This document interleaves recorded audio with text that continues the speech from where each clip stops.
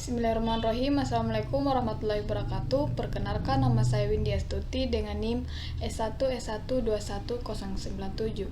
Di sini saya akan menjelaskan materi sistem operasi. Adapun daftar isinya, yang pertama yaitu introduction, yang kedua yaitu haki perangkat lunak, yang ketiga struktur sistem operasi, yang keempat proses dan penjadwalan, dan yang kelima yaitu proses dan sinkronisasi. Yang pertama yaitu introduction. Sistem operasi didefinisikan sebagai sebuah program yang mengatur perangkat keras komputer dengan menyediakan landas untuk aplikasi yang berada di atasnya, serta bertindak sebagai penghubung antara para pengguna dengan perangkat keras. Sejarah perkembangan. Pada awalnya, sistem komputer digunakan dari depan konsol. Perangkat lunak seperti assembler, loader, linker, dan kompilator meningkatkan kenyamanan dari sistem pemrograman, tapi juga untuk memerlukan waktu setup yang banyak. Untuk mengurangi waktu setup tersebut, digunakan jasa operator yang menggabungkan tugas-tugas yang sama atau sistem batch. Sistem batch mengizinkan pengurutan tugas secara otomatis dengan menggunakan sistem operasi yang residen dan memberikan peningkatan yang cukup besar dalam utilitas komputer. Komputer tidak perlu lagi menunggu operasi oleh pengguna, tapi utilisasi CPU tetap saja rendah. Hal ini dikarenakan lambatnya kecepatan alat-alat untuk M/K relatif terhadap kecepatan CPU. Operasi offline dari alat-alat yang lambat bertujuan untuk menggunakan beberapa sistem reader to tape dan tape to print untuk satu CPU. Untuk meningkatkan keseluruhan kemampuan dari sistem komputer, para developer memperkenalkan konsep multiprogramming. Yang kedua yaitu haki perangkat lunak. Apa itu haki? Haki merupakan hak-hak untuk berbuat sesuatu atas kekayaan intelektual tersebut yang diatur oleh norma-norma atau hukum-hukum yang berlaku. Perangkat lunak bebas. Perangkat lunak bebas ialah perangkat lunak yang mengizinkan siapapun untuk menggunakan, menyalin, dan mendistribusikan, baik dimodifikasi ataupun tidak, secara gratis ataupun dengan biaya. Perangkat lunak bebas mengacu pada 4 jenis kebebasan bagi para pengguna perangkat lunak.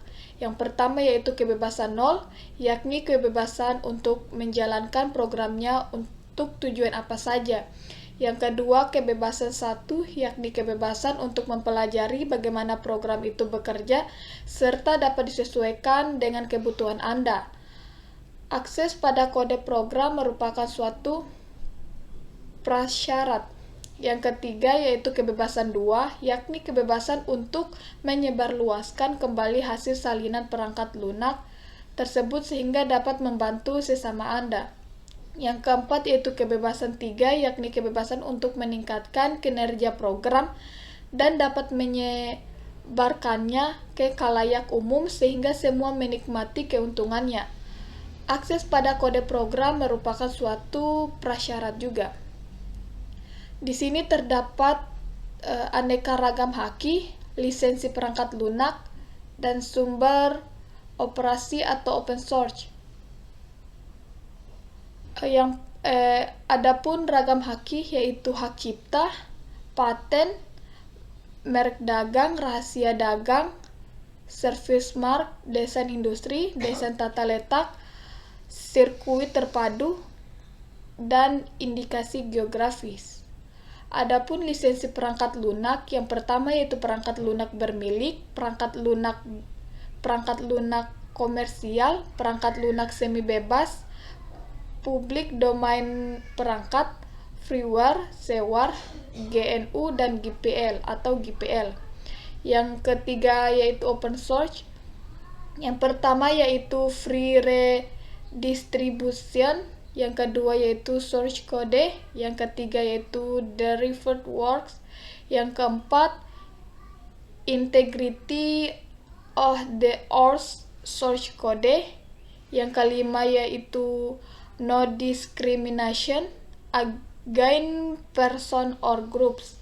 Yang keenam yaitu no discrimination against fields or group. Yang ketujuh dan lain-lain.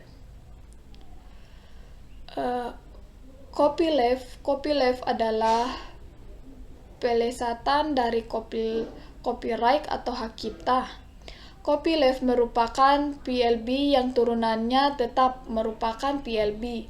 Contohnya lisensi copyleft ialah GNU atau GPL, General Public License. Perangkat lunak copylefted merupakan perangkat lunak bebas yang ketentuannya pendistribusinya tidak memperbolehkan untuk menambah batasan tambahan jika mendistribusikan atau memodifikasi perangkat lunak tersebut. Kemudian ilustrasi lisensi, GNU atau GPL bukan merupakan satu-satunya lisensi copyleft.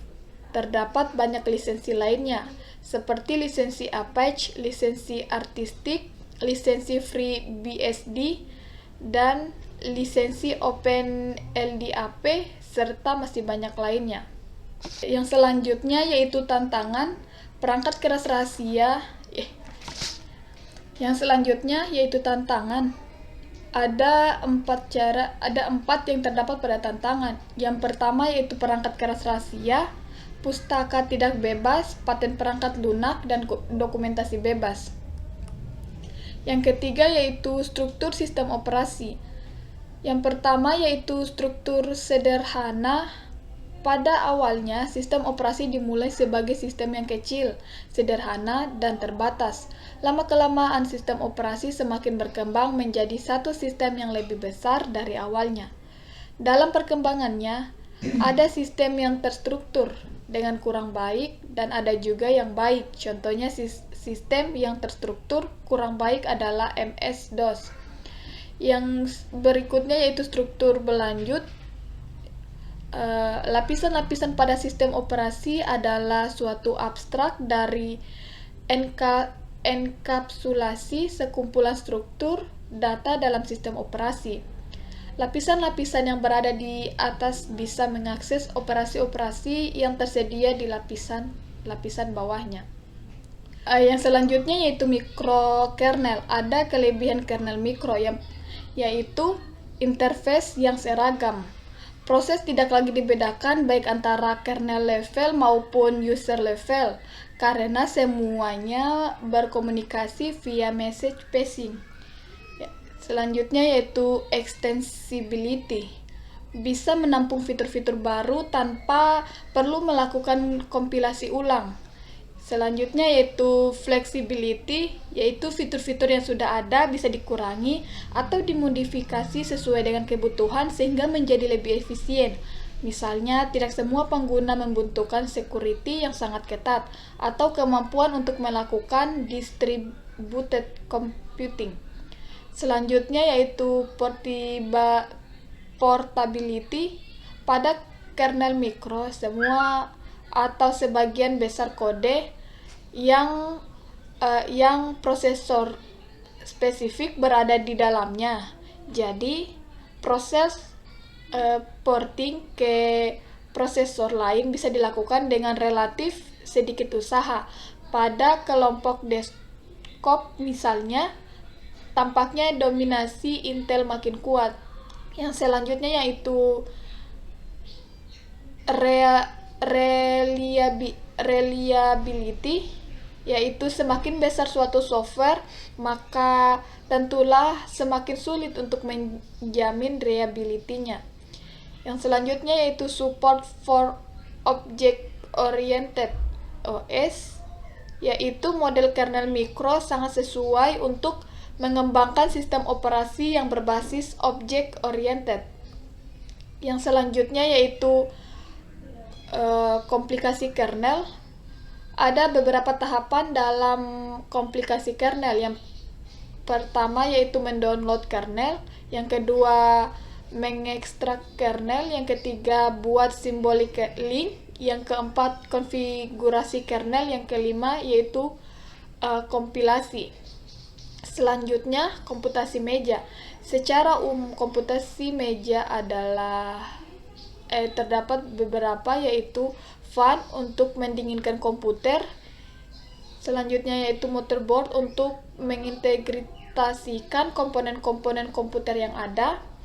Selanjutnya yaitu hard disk, tempat menyimpan data. Selanjutnya optical disk drive, yaitu untuk membaca kepingan CD atau DVD. Terus floppy atau disk drive untuk membaca floppy disk. Selanjutnya yaitu prosesor untuk mengeksekusi program. Di itu ada CPU cooler untuk mendinginkan prosesor. Ada RAM untuk menyimpan program yang sedang berjalan atau untuk transfer data. Selanjutnya yaitu sound card untuk memproses suara dari prosesor kemudian dikeluarkan melalui speaker. Selanjutnya yaitu modem untuk memproses sinyal informasi, misalnya untuk akses internet. Selanjutnya yaitu network card, memungkinkan komputer berkomunikasi dengan komputer lain dalam jaringan. Sistem prosesor jamak. Menurut Silberschatz DKK, keuntungan sistem prosesor jamak adalah yang pertama yaitu meningkatkan throughput karena lebih banyak proses atau thread yang dapat dijalankan. Yang kedua yaitu meningkatkan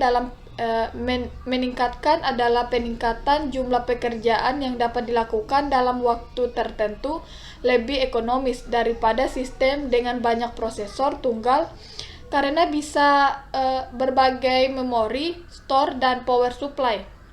Yang ketiga yaitu peningkatan kehandalan. Jika pekerjaan terbagi rata, maka kegagalan salah satu proses bisa ditanggulangi oleh prosesor-prosesor yang lain. Memang performa menurun atau menjadi lebih lambat, tetapi sistem tetap berjalan. Fenomena ini disebut graceful gradation. Sementara sistem yang memiliki sifat graceful gradation disebut sebagai sistem yang fault toleran. Terus selanjutnya yaitu sistem terdistribusi. Adapun keuntungannya, yang pertama yaitu resource sharing. Suatu komputer bisa mengakses sumber daya yang ada di komputer lain. Yang kedua yaitu computation speed up, untuk jika suatu proses komputasi bisa dipecah-pecah menjadi sejumlah bagian yang berjalan secara konkuren, bagian-bagiannya bisa terbagi dalam komputer-komputer yang ada.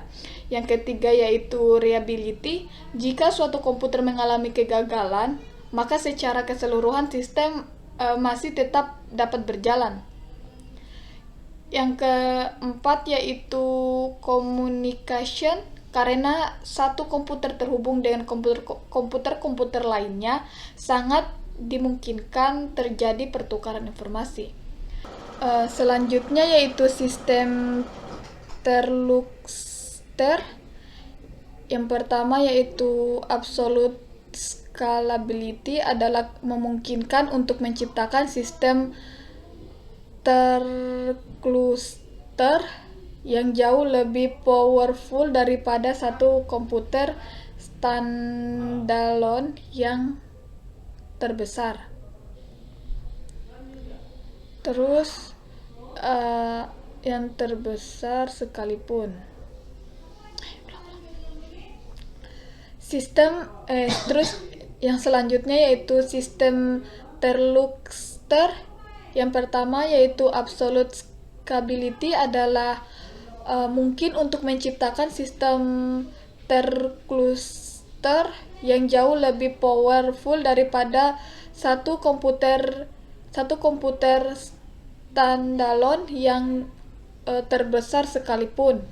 Yang kedua yaitu incremental scalability, yaitu cluster diatur sedemikian rupa sehingga bisa di-upgrade sedikit demi sedikit sesuai dengan kebutuhan.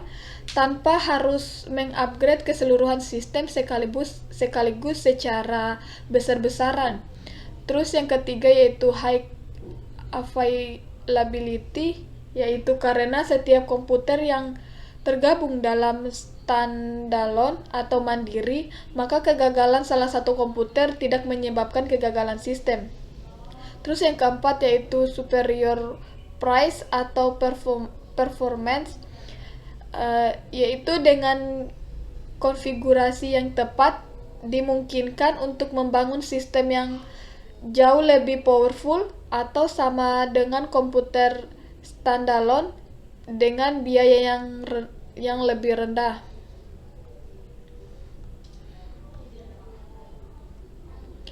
Yang selanjutnya yaitu sistem waktu nyata.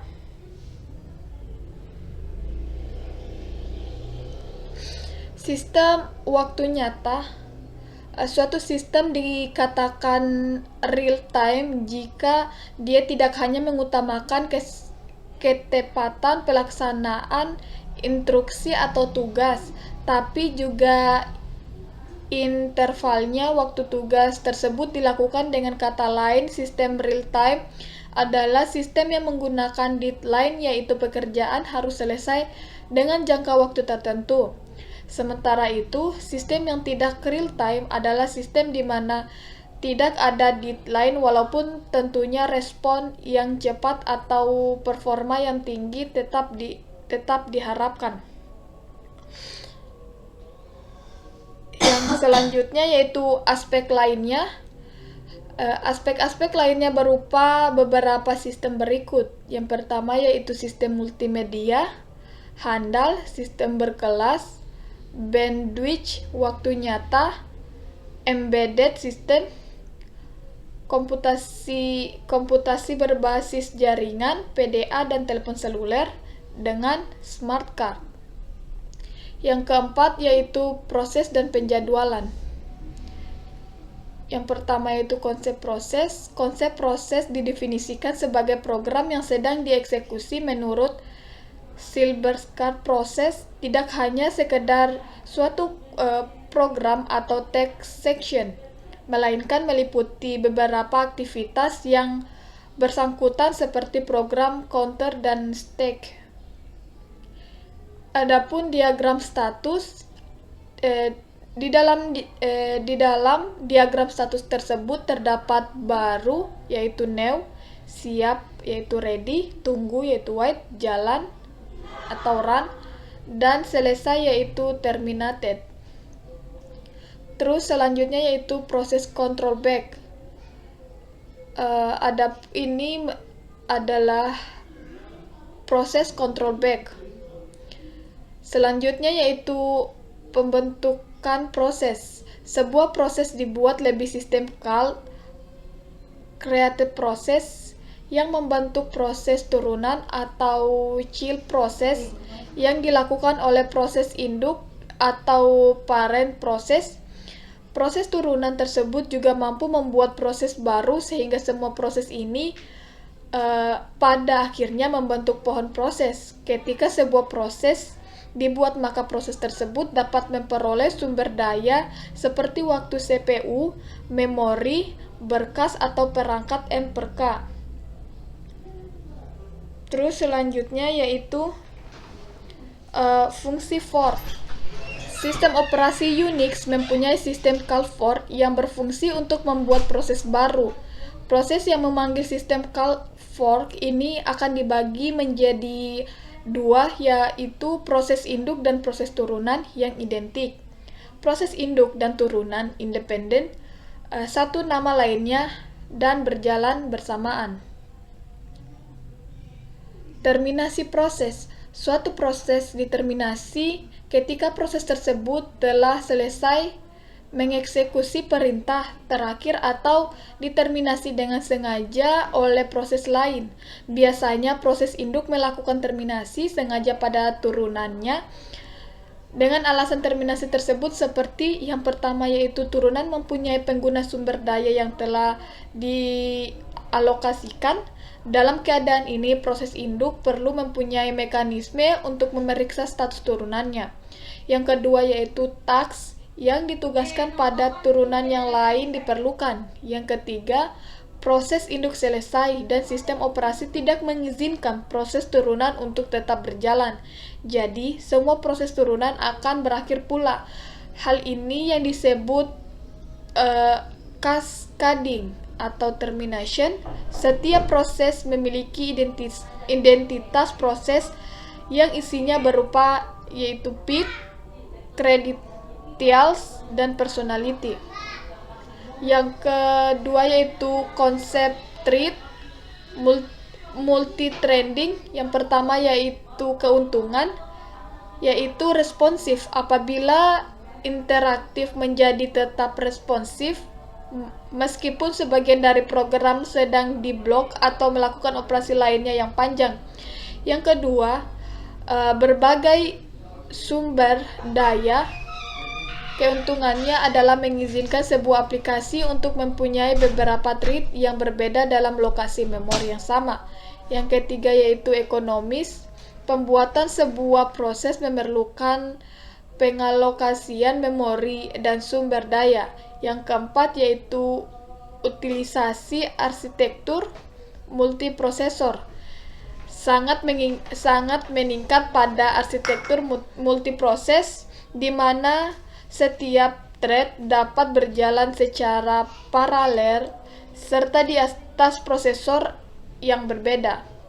Selanjutnya yaitu model. Yang pertama model Manituan. Model ini menetapkan beberapa thread tingkatan pengguna ke sebuah thread. Tingkatan ke pengaturan thread dilakukan dalam ruang pengguna sehingga efisienel. Yang kedua yaitu model one-to-one. Model ini menetapkan setiap thread tingkat pengguna ke setiap thread. Ia menyediakan lebih banyak concurrency dibandingkan model Manituan. Keuntungannya sama dengan keuntungan thread kernel. Yang ketiga yaitu model many-to-many. Model ini memultiplex banyak thread tingkatan pengguna ke thread kernel yang jumlahnya sedikit atau sama dengan tingkatan pengguna. Keuntungan dari sistem ini ialah kernel thread yang bersangkutan dapat berjalan secara paralel dengan multiprosesor. Selanjutnya yaitu model. Yang pertama Manituan. Model ini menetapkan beberapa thread tingkat pengguna ke sebuah thread. Tingkatan ke pengaturan thread dilakukan dalam ruangan pengguna sehingga efisiener. Yang kedua model one-to-one. Model ini menetapkan setiap thread tingkatan pengguna ke setiap thread. Ia menyediakan lebih banyak konkurensi dibandingkan model Manituan. Keuntungannya sama dengan keuntungan thread kernel. Yang ketiga yaitu model many-to-many. Model ini memultiplex banyak thread tingkat pengguna ke thread kernel yang jumlahnya sedikit atau sama dengan tingkatan pengguna. Keuntungannya dari sistem ini ialah kernel thread yang bersangkutan dapat berjalan secara paralel pada multiprosesor. Terus selanjutnya yaitu pustaka thread.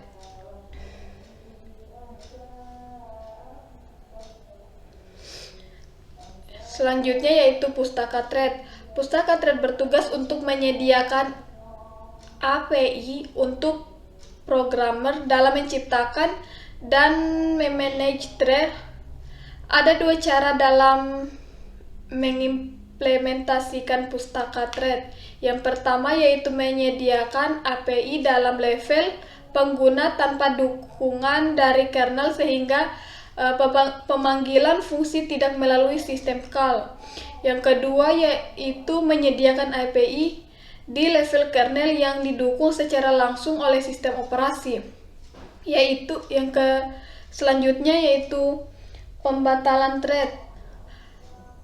Thread cancellation ialah pembatalan thread sebelum tugasnya selesai. Apabila sebuah thread mencari sesuatu dalam database dan menemukan serta mengembalikan hasilnya, thread sisanya akan dibatalkan.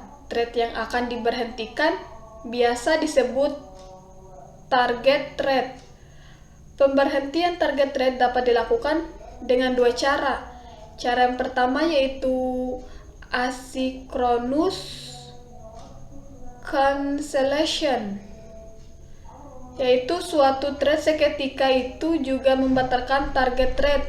Yang kedua yaitu deferred cancellation, suatu thread secara periodik memeriksa apakah ia harus batal. Cara ini memperolehkan target thread untuk membatalkan dirinya secara terurut. Selanjutnya yaitu thread pools. Keuntungan thread pool adalah yang pertama yaitu biasanya lebih cepat untuk melayani permintaan dengan thread yang ada dibandingkan menunggu thread yang baru dibuat. Yang kedua yaitu thread pool membatasi sejumlah thread yang ada pada suatu waktu. Yang selanjutnya yaitu penjadwalan thread. Untuk penjadwalan thread, sistem dengan model multi-threading many-to-many atau many-to-one menggunakan yang pertama yaitu proses congestion, SCOPy atau PSC. Pustaka thread menjadwalkan thread pengguna untuk berjalan pada LWP yang tersedia. Yang kedua yaitu sistem congestion atau SCOPy atau SCS. SCS berfungsi untuk memilih satu dari banyak thread, kemudian menjadwalkan ke satu thread tertentu atau CPU atau kernel. Terus yang ketiga yaitu thread Java. Berikut adalah status thread Java. Ini adalah status threadnya. Terus ini selanjutnya ada pembentukan thread. Berikut adalah berikut adalah pemrograman dari pembentukan thread.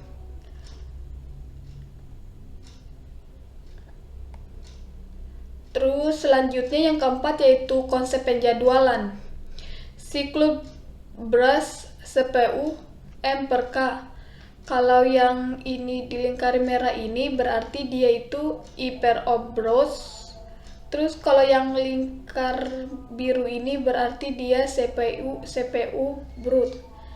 Ini pertama di load, add, store, read file, write hyper o, store, instrument index. Terus yang terakhir yaitu write to file. Selanjutnya yaitu penjadwalan primitive dan non-primitive. Penjadwalan primitive mempunyai arti kemampuan sistem operasi untuk memberhentikan sementara proses yang sedang berjalan untuk memberikan ruang kepada proses yang prioritasnya lebih tinggi. Penjadwalan ini bisa saja termaksud penjadwalan proses atau M/K. Penjadwalan primitif memungkinkan sistem untuk lebih bisa menjamin bahwa setiap proses mendapatkan sebuah slice waktu operasi. Sedangkan penjadwalan non-primitive ialah salah satu jenis penjadwalan di mana sistem operasi tidak pernah melakukan context switch dari proses yang sedang berjalan ke proses yang lain. Dengan kata lain, proses yang sedang berjalan tidak bisa interrupt.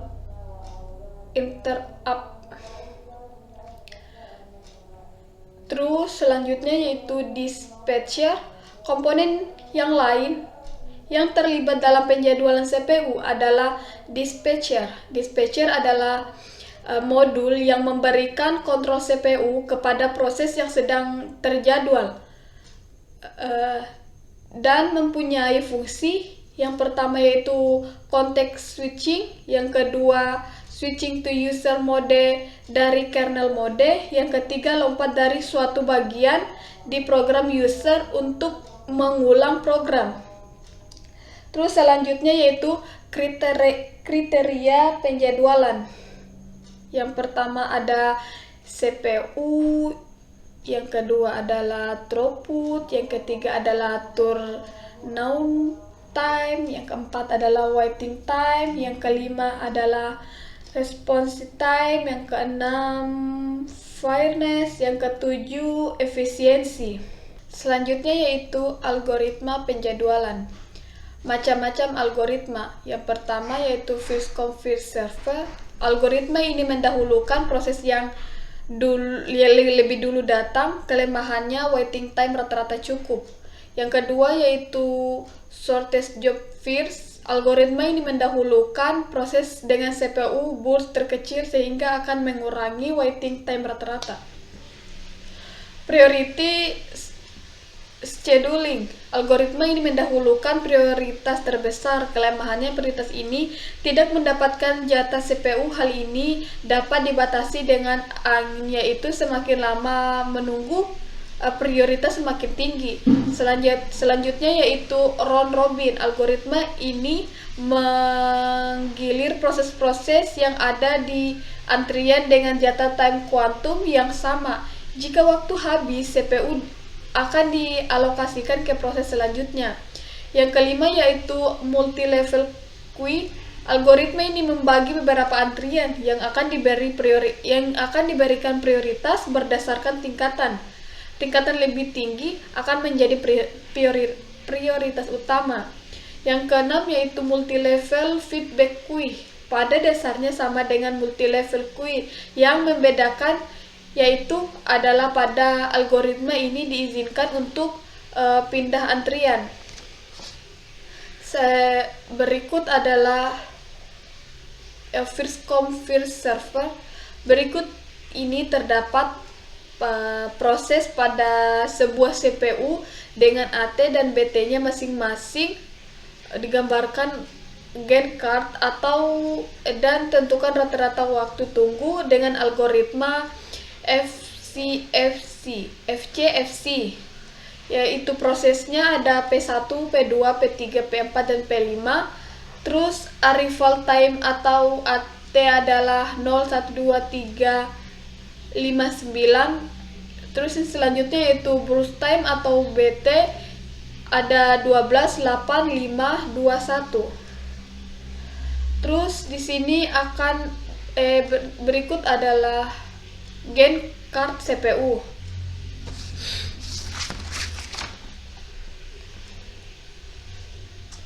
Berikut adalah Gantt chart. Pertama, pada saat waktu yang 0, PI masuk ke antrian. P1 akan masuk ke antrian. Langsung diproses dengan segi 4 berwarna putih. P1 akan dijalankan sampai waktu yang ke-12.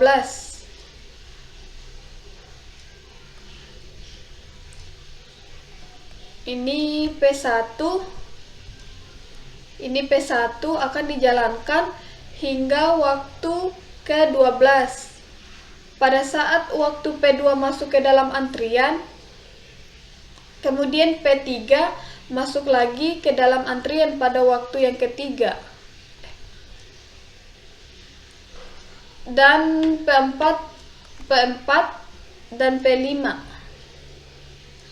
Dan P5 pada waktu ini dan P5 ini ada pada waktu yang ke-9. Pada posisi 12 PI selesai dikerjakan dan P2 akan dieksekusi terlebih dahulu di antara proses lainnya yang masuk ke antrian karena P2 itu lebih dahulu datang dibandingkan proses yang lainnya. Terus P2 itu akan membutuhkan waktu ini. P2 itu akan membutuhkan waktu 8 ketika saat dari 12 ke 20, dari 12 ke 20, maka P2 selesai. Terus P2-nya tadi yang sebelumnya itu akan selesai. Terus masuk ke antrian P3 sampai P3, P4 dan P5. Terus yang akan diproses terlebih dahulu yaitu P3 karena dia yang pertama masuk. P3 burst time-nya yaitu dari 5. Burst time-nya dari 5.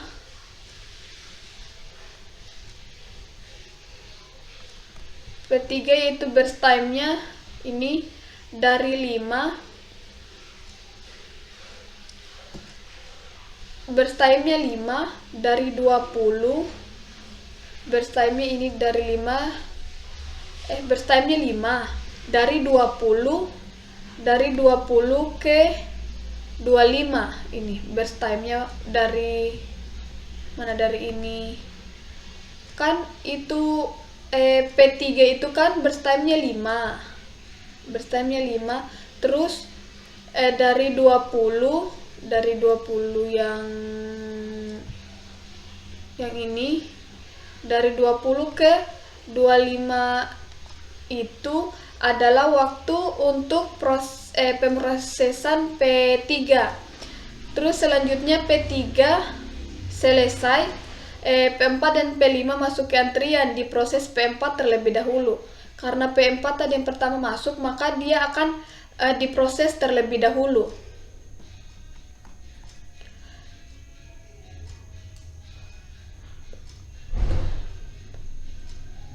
Kemudian P4 menghabiskan waktu itu sampai 27. P4 itu dia menghabiskan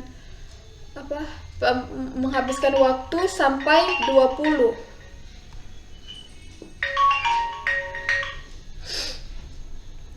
Ulang. Ini P4 tadi dia kemungkinan P4 itu dia menghabiskan waktu sampai 27. Kemudian masuk ke antrian P5, langsung diproses hingga sampai ke 28. P5 masuk ke P5, P4 nih. Kan tadi P4 yang kan akan habis dari P3, terus akan diproses lagi P4 dan P5. P4 dan P5. Terus akan masuk sini. Terus waktu tunggunya. P1 itu dia waktu tunggunya itu sama dengan 0. Terus P2 itu dari sini dari 12 ke 2 berarti dikurang, berarti 12 kurang 2 yaitu 10. Terus P3 itu sama dengan 20 kurang 3. Berarti P3 dari sini, P3 dikurang 3 di ini. Berarti dia kena 17. Terus yang selanjutnya yaitu P4. P4 itu kan 25. 25 dia kurang ke 5. Jadi 25 kurang 5 yaitu 20. Terus selanjutnya yaitu P5. P5 yaitu 27 dikurang 9 sama dengan 18. Jadi jumlah keseluruhannya yang ini adalah 65. Dengan rata-rata waktu tunggu atau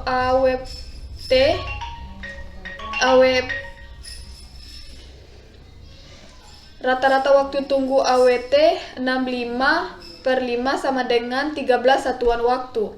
Terus ini adalah shortest job first. Berikut ini terdapat proses pada sebuah CPU dengan AT atau BT-nya masing-masing.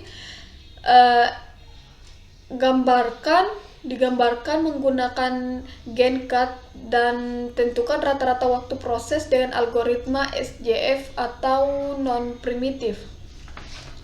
Terus ini untuk yang pertama, yaitu pada waktu 0 P1 akan masuk ke antrian. Terus langsung diproses pada segi 4 yang berwarna putih ini. Terus P1 ini akan dijalankan sampai waktu ke-12.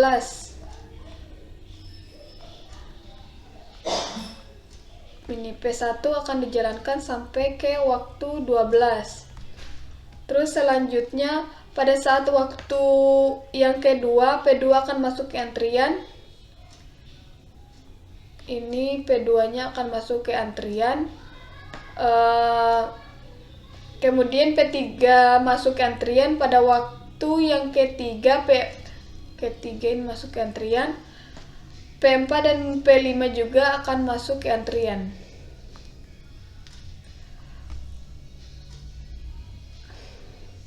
Pada waktu P5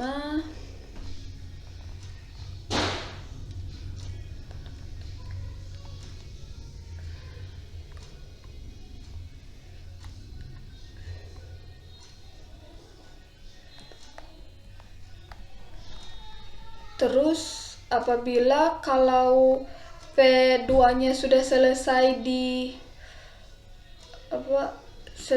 diproses, maka akan masuk lagi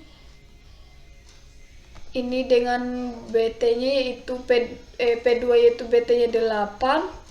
Terus masuk lagi P3 akan lagi masuk ke dalam antrian dengan BT-nya yaitu 5 dan waktunya itu adalah 5. Terus apabila P2 sudah selesai diproses, maka akan masuk lagi P3 dengan BT-nya yaitu 5. Terus pada saat P3 masih diproses, akan masuk lagi P4 dengan waktunya BT-nya yaitu 2.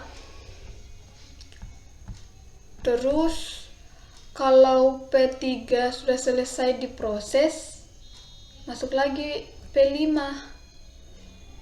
Masuk P5, terus akan dikerjakan dulu yang P4 dengan waktunya yaitu 2. Habis itu selesai diproses, masuk lagi P5 dengan waktunya itu 1. Terus di sini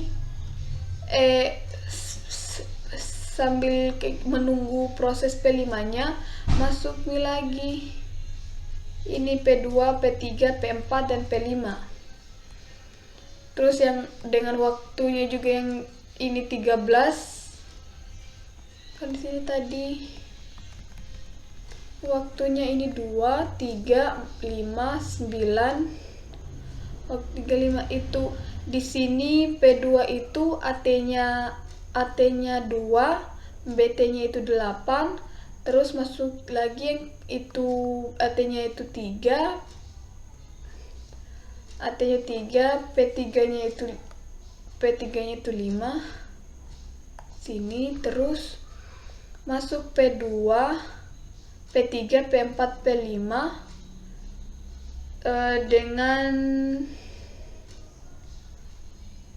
ini 12.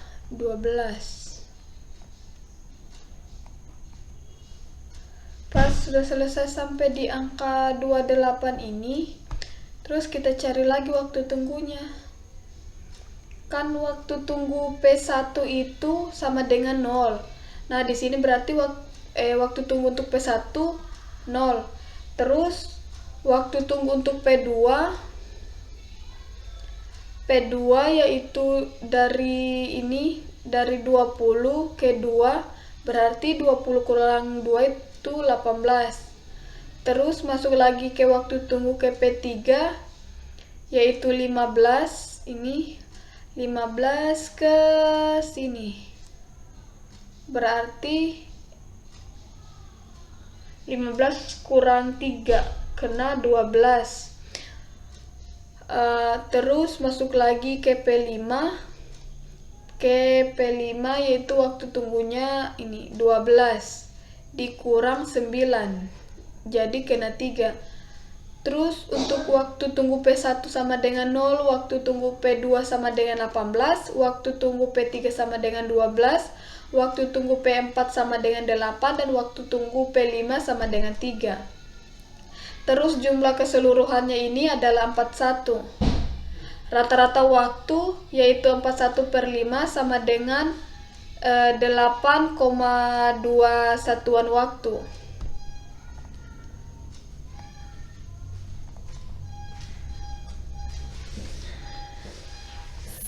Terus lanjut lagi ke priority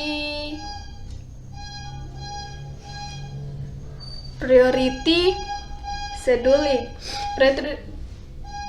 Priority scheduling merupakan algoritma penjadwalan yang mendahulukan proses yang memiliki prioritas tertinggi. Setiap proses memiliki prioritasnya masing-masing.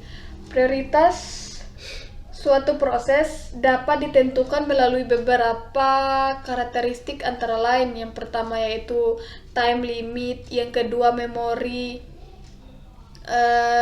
requirement, yang ketiga yaitu akses file, yang keempat perbandingan antara burst MPK dengan CPU burst, yang terakhir yaitu tingkat kepentingan proses. Priority scheduling juga dapat dijalankan secara primitif maupun non-primitif. Pada primitif, jika ada suatu proses yang baru, data memiliki prioritas yang lebih tinggi daripada proses yang sedang dijalankan, maka proses yang sedang berjalan tersebut dihentikan, lalu CPU dialihkan untuk proses baru datang tersebut. Sementara itu, pada non-primitif, proses yang baru datang tidak dapat menunggu proses yang sedang berjalan, tetapi hanya diletakkan di depan kui. Berikut yaitu round robin. Ini adalah round robin. Ini urutan kejadian.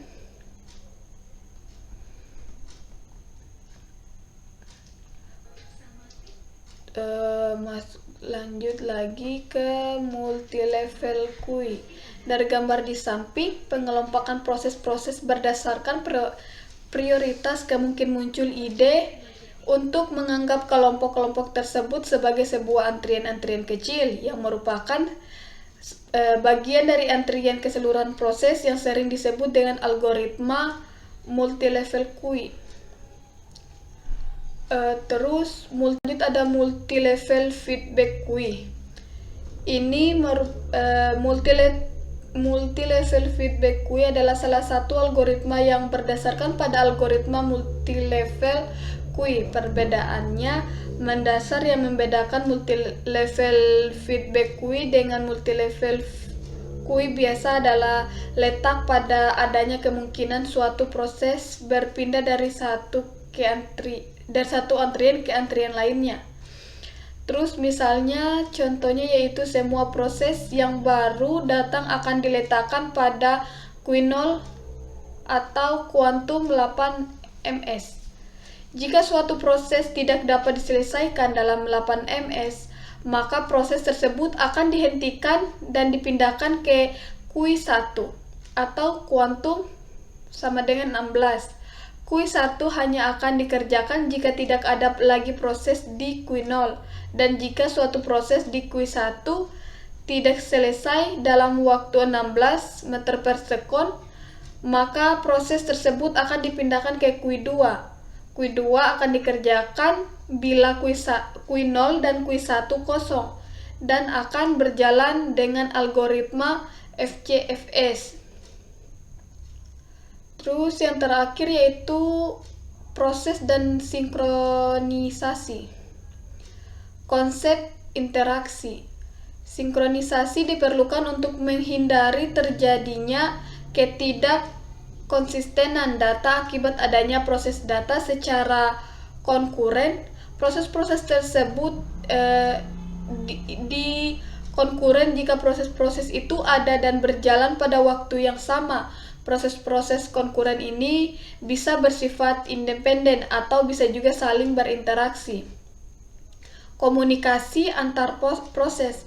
Sistem berbagai memori.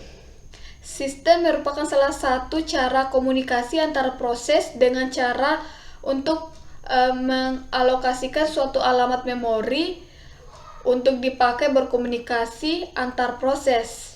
Terus yang selanjutnya yaitu sistem berkirim pesan. Sistem berkirim pesan adalah proses komunikasi antar bagian sistem untuk membagi variabel yang dibutuhkan. Proses ini menyediakan dua operasi, yaitu mengirim pesan dan menerima pesan.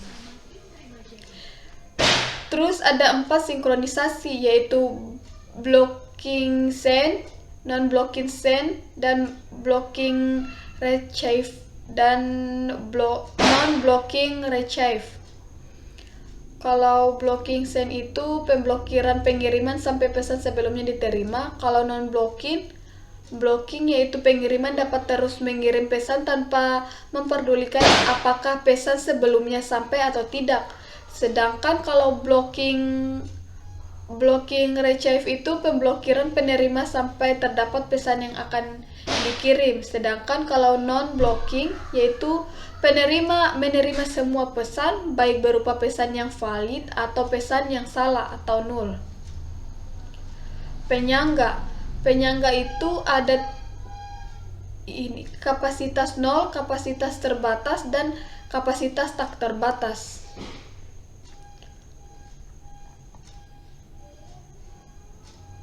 Terus ada klien atau server. Server adalah komputer yang dapat memberikan server ke server, sedangkan klien adalah komputer yang mengakses beberapa service yang ada di klien. Ketika klien membutuhkan suatu server yang ada di server, dia akan mengirimkan request kepada server lewat jaringan. Jika request tersebut dapat dilaksanakan, maka server akan mengirim balasan berupa service yang dibutuhkan untuk saling berhubungan menggunakan soket. Terus ada RPC yaitu Remote Producer Call.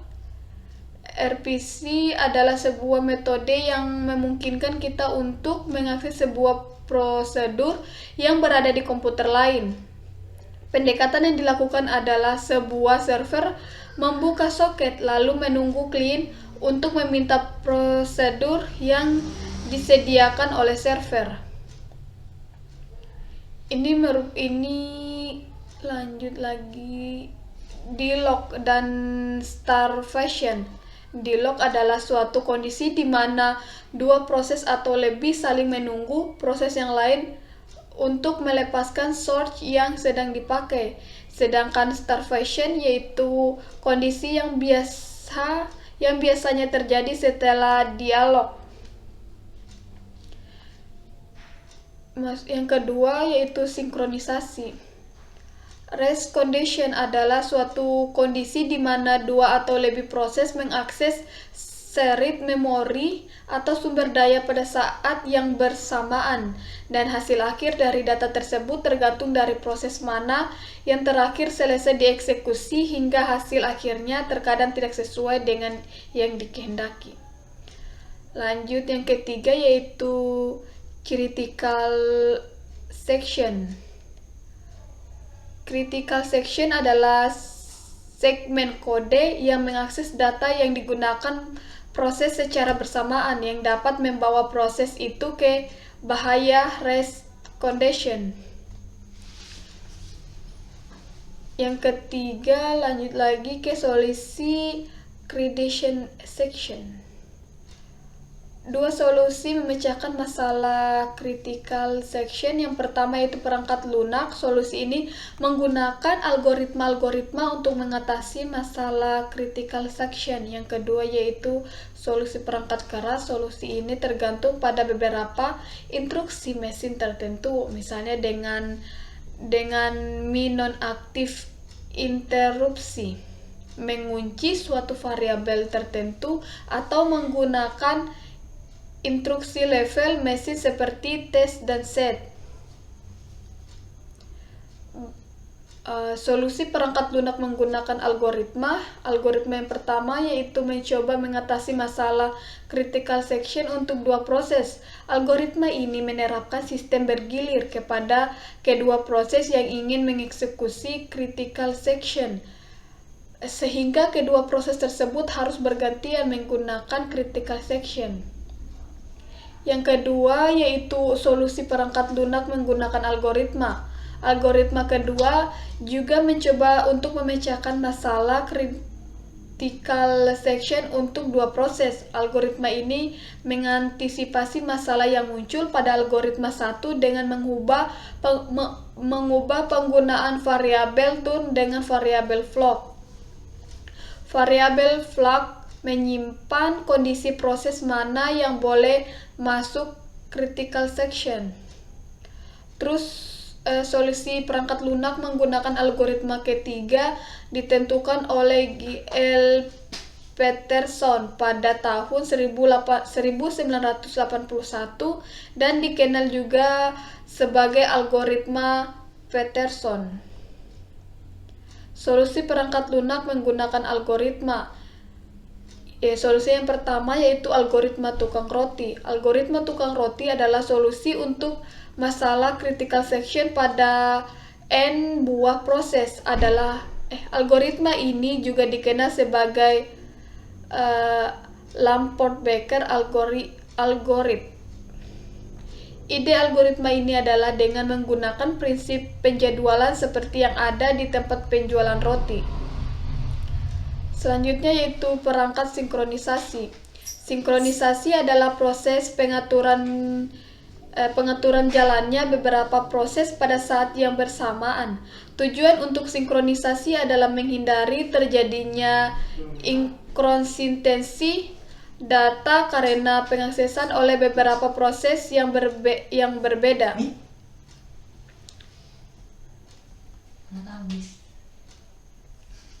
Kapan batasnya? Tanggal 3 di? Baik, saya akhiri dengan mungkin hanya ini saja materi yang saya bisa bawakan. Saya akhiri dengan wabillahi taufiq wa hidayah. Wassalamualaikum warahmatullahi wabarakatuh.